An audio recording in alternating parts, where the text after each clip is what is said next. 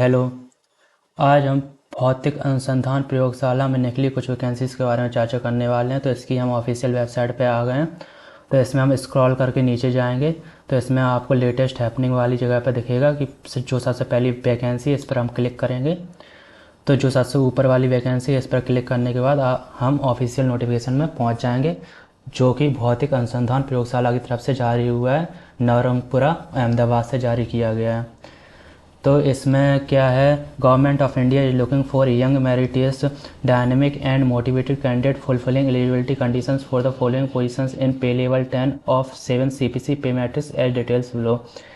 जो पद के नाम है वो प्रशासनिक अधिकारी एडमिनिस्ट्रेटिव ऑफिसर वैकेंसी एक है, एंड जो जनरल के लिए एक है। लेखा अधिकारी अकाउंट्स ऑफिसर की 2 वैकेंसीज हैं। EWS के लिए एक, OBC के लिए एक।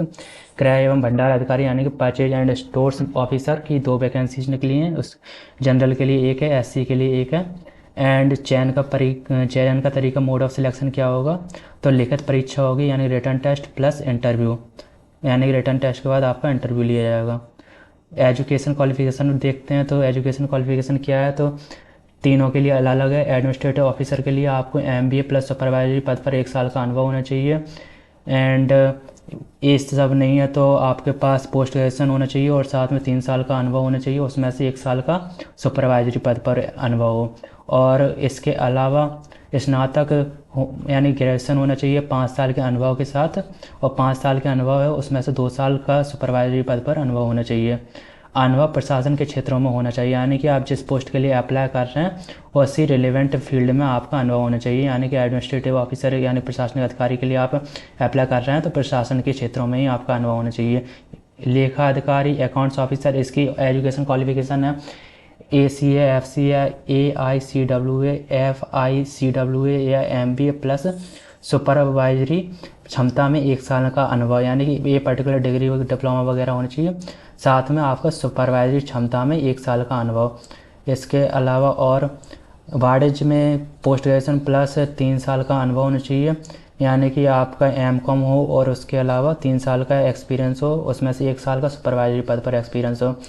और वाणिज्य में ग्रेजुएशन, व्यवसाय प्रबंधन में ग्रेजुएशन, व्यवसाय प्रबंधन में ग्रेजुएशन के साथ 5 साल का अनुभव, यानी कि ये पर्टिकुलर वाणिज्य वगैरह में आपका BCom, BBA, BBM में आपकी डिग्री वगैरह होनी चाहिए, साथ में आपका 5 साल का एक्सपीरियंस होना चाहिए, उनमें से 2 साल का आपका सुपरवाइजरी पद पर एक्सपीरियंस हो।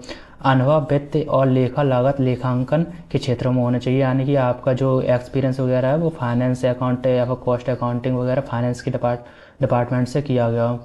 तो क्रय एवं भंडार अधिकारी के लिए जो एजुकेशन क्वालिफिकेशन है वो है मार्केटिंग या सामग्री प्रबंधन में MBA प्लस सुपरवाइजरी पद पर 1 साल का अनुभव, यानी कि आपने मार्केटिंग और मटेरियल मैनेजमेंट में आपने MBA किया हो और 1 साल का एक्सपीरियंस हो सुपरवाइजरी में, तो आप इसके लिए अप्लाई कर सकते हैं। और ग्रेजुएशन प्लस सामग्री प्रबंधन में स्नातकोत्तर डिप्लोमा से संबंध के साथ 3 साल का अनुभव, यानी कि आपका ग्रेजुएट हो, यानी कि ग्रेजुएशन हो प्लस पोस्ट ग्रेजुएशन डिप्लोमा हो इन मटेरियल मैनेजमेंट, और उसके साथ 3 साल का आपका एक्सपीरियंस हो, उसमें से 1 साल आपका सुपरवाइजरी पद पर हो, तो आप इसके लिए क्रय एवं भंडार अधिकारी के लिए अप्लाई कर सकते हैं। इसके अलावा पोस्ट ग्रेजुएशन 3 साल के अनुभव के साथ संबंधित क्षेत्र में सुपरवाइजरी पद पर 1 साल का अनुभव, यानी पोस्ट ग्रेजुएशन हो साथ में 3 साल के अनुभव, यानी 3 साल के एक्सपीरियंस के साथ उसमें 1 साल का सुपरवाइजरी पद पर एक्सपीरियंस होना चाहिए, तो आप अप्लाई कर सकते हैं। इसके अलावा स्नातक ग्रेजुएशन प्लस 5 साल के एक्सपीरियंस के साथ इसमें से 2 साल का एक्सपीरियंस आपका सुपरवाइजरी पद पर हो, तो आप अप्लाई कर सकते हैं। एंड जो एक्सपीरियंस होना चाहिए वो आपका किराया और भंडार के क्षेत्रों में ही होना चाहिए। यदि आप इस रिलेवेंट पोस्ट के लिए आप अप्लाई कर रहे हैं तो उसी पोस्ट का आपका अनुभव होना चाहिए। And graduation, post graduation, MBA, ACA, FCA, FICWA, AICWA सामग्री प्रबंधन में PG डिप्लोमा को छोड़कर पोस्ट फर्स्ट क्लास में होना चाहिए, जिसमें कम से कम 60% मार्क्स या 10 में से 6.3 का CGPA हो, यानी कि आपका 60% मार्क्स कम से कम होना चाहिए, और 10 या फिर CGPA में आया तो 6.3 होना चाहिए। इसके अलावा हाँ, तो प्रशासनिक अधिकारी के पद के लिए आवेदन करने के लिए MBA डिग्री HR में होनी चाहिए, यानी MBA HR में होनी चाहिए। लेखा अधिकारी के पद के लिए वित्त, बैंकिंग, पब्लिक सिस्टम मैनेजमेंट में, यानी कि फाइनेंस वगैरह सेक्टर में होना चाहिए। और यदि क्रय एवं भंडार अधिकारी के पद के लिए आप अप्लाई कर रहे हैं तो मार्केटिंग में आपकी डिग्री होनी चाहिए या फिर सामग्री प्रबंधन में। जो एज रखी गई है वो है 24 अगस्त 2026 को आयु सीमा 35 वर्ष होनी चाहिए।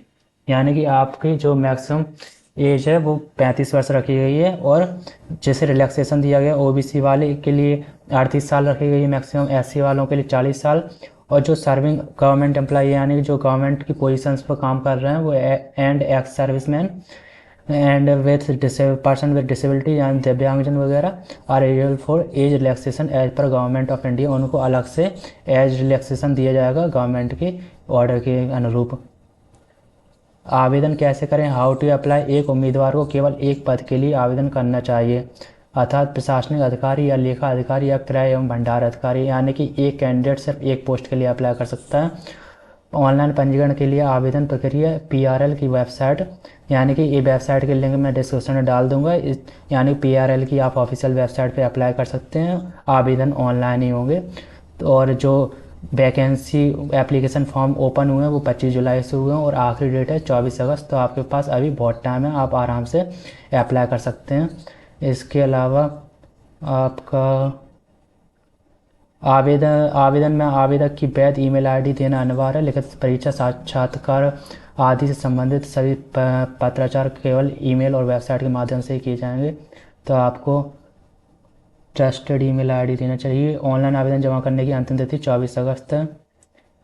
No objection certificate. केंद्र राज्य सरकार, सार्वजनिक क्षेत्र के उपक्रमों, स्वायत्त निकायों आदि के अधीन कार्यरत उम्मीदवारों नियोक्ताओं को सूचित करके और उनकी अनुमति से ही आवेदन करें। ऐसे सभी कार्यरत उम्मीदवारों को साक्षात्कार के समय नियोक्ता से अनापत्ति प्रमाण पत्र प्रस्तुत करना अनिवार्य है। यानी कि कोई भी गवर्नमेंट एम्प्लॉय यदि इसमें अप्लाई कर रहा है तो उसको अपने डिपार्टमेंट वगैरह से, जहाँ जिस डिपार्टमेंट में वो काम कर रहा है, उसको सूचित करके ही आपको मतलब इसमें अप्लाई करना चाहिए। यानी कि डिपार्टमेंट से आपको नो ऑब्जेक्शन सर्टिफिकेट लेकर ही आना चाहिए, क्योंकि इंटरव्यू के टाइम पे आपको दिखाना पड़ेगा कि डिपार्टमेंट ने आपको नो ऑब्जेक्शन सर्टिफिकेट दिया है कि आप इस पोस्ट के लिए अप्लाई कर सकते हैं, उन्हें कोई आपत्ति नहीं होगी।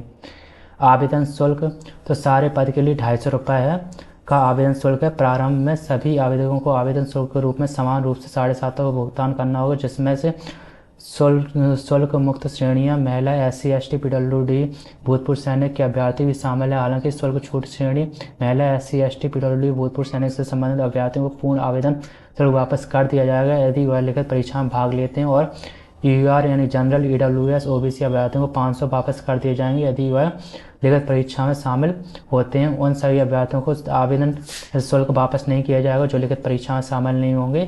ऑनलाइन आवेदन करते समय रिफंड प्राप्त करने के लिए अभ्यर्थियों को IFSC कोड के साथ सही बैंक खाते का विवरण प्रस्तुत करना होगा। महिलाओं को छोड़कर सभी शुल्क मुक्त श्रेणियों को रिफंड प्राप्त करने के लिए प्रशासन प्रमाण पत्र अपलोड करना होगा। यानी कि आपका जो एप्लीकेशन फ़ीस है वो 750 रुपये है, लेकिन जो जनरल, EWS OBC हैं उनके मतलब 500 रुपये वापस कर दिए जाएंगे।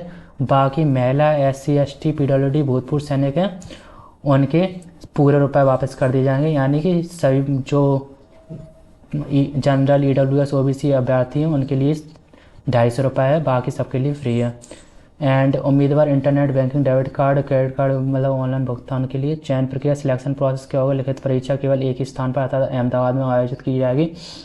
हालांकि PRL के पास लिखित परीक्षा स्थल को रद्द करने, बदलने और उम्मीदवारों, यानी कि आपका जो रिटर्न टेस्ट होगा वो अहमदाबाद में ही होगा। चयन प्रक्रिया, लिखित टेस्ट। लिखित परीक्षा में क्वालिफाई करने के लिए उम्मीदवारों को ऑब्जेक्टिव टाइप टेस्ट के हर हिस्से में कम से कम 40% अंक और कुल मिलाकर कम से कम 50% अंक हासिल करने होंगे। इसके अलावा लिखित परीक्षा में क्वालिफाई करने के लिए उम्मीदवार को डिस्क्रिप्टिव टाइप टेस्ट में कम से कम 50% अंक हासिल करने होंगे। इसके अलावा केवल उन्हीं लोगों के लिए भाग डी का मैनुअल रूप से पूर्व मूल्यांकन किया जा सकता है जिन्होंने अन्य तीनों भागों में योग्यता प्राप्त कर ली है। यानी कि आपको जितने भी सब्जेक्ट दिए गए हैं उन पर्टिकुलर हर सब्जेक्ट में आपको 40% अंक लाना और ओवरऑल आपको 50% कम से कम अंक लाना है। एंड सभी पदों के लिखित परीक्षा का पाठ्यक्रम और पैटर्न विज्ञापन के साथ जोड़ा गया है। एंड बाकी वेतन और एवं भत्ते, तो चयनित उम्मीदवारों को साथ में CPC का वेतन मैट्रिक्स के लेवल पे, तो आपका जो वेतन रहेगा वो 56,100 से 1,77,500 के बीच में रह सकता है। मैं अधिकारी के रूप में नियुक्त किया जाएगा उन्हें न्यूनतम 56,100 प्रति माह का मूल वेतन दिया जाएगा। इसके अतिरिक्त महंगाई भत्ता, DA, HRA और परिवहन भत्ता इस विषय पर मौजूदा नियमों के अनुसार दिए होंगे। उन्हें राष्ट्रीय पेंशन यानी कि आपका जो मिनिमम जो आपका होगा 56,100 रुपये दिए जाएंगे महीने के। उसके अलावा आपको ऊपरी DA, HRA वगैरह, महंगाई भत्ता वगैरह जोड़ के और भी रुपये बढ़ सकते हैं। एंड पद संख्या 13 से 15 के लिए नियुक्त किए गए उम्मीदवारों को भौतिक अनुसंधान अंतरिक्ष विभाग की किसी भी इकाई में तैनात किया जा सकता है। आवश्यकता पड़ने पर उन्हें किसी भी समय ऐसे किसी भी इकाई में स्थानांतरित किया जा सकता है, यानी कि आपका ट्रांसफ़र किसी भी पोस्ट पर हो सकता है। साक्षात्कार में शामिल होने वाले उम्मीदवारों को ऑनलाइन आवेदन पत्र में उल्लेखित शहर से साक्षात्कार स्थल तक सबसे छोटे मार्ग से द्वितीय श्रेणी की ट्रेन को आने जाने का किराया वापस किया जाएगा। इसके लिए पते और शहरों में परिवर्तन स्वीकार नहीं किया जाएगा।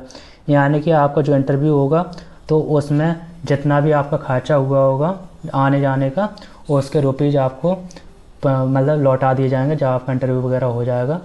अगर ऑनलाइन दी गई परीक्षा गलत पाई जाती है। एंड इसके अलावा एंड याद रखने योग्य इम्पोर्टेंट तिथियाँ तो 25 जुलाई से स्टार्ट हुआ है, 24 अगस्त आखिरी डेट है और last date for payment of fees भी 24 अगस्त है। एंड नोटिफिकेशन का लिंक वगैरह और ऑफिशियल वेबसाइट का लिंक वगैरह मैंने डिस्क्रिप्शन में डाल दिया। तो एंड में जो फॉर्म वगैरह के लिए आपके नोटिफिकेशन के एंड में दिए गए हैं वो भी आप फिल कर सकते हैं प्रिंट आउट वगैरह निकलवा के। एंड जो syllabus for written test for selection of officer in admin areas, तो जो मतलब जो सिलेबस है वो आपके नोटिफिकेशन के सबसे एंड में दिया गया है, तो आप उसको पढ़ सकते हैं। तो सबके लिए अलग है, एडमिनिस्ट्रेशन के लिए अलग, अकाउंट्स के लिए अलग, परचेज एंड स्टोर्स के लिए अलग, या फिर आप वीडियो को पॉज करके भी इसको सिलेबस को पढ़ सकते हैं। धन्यवाद।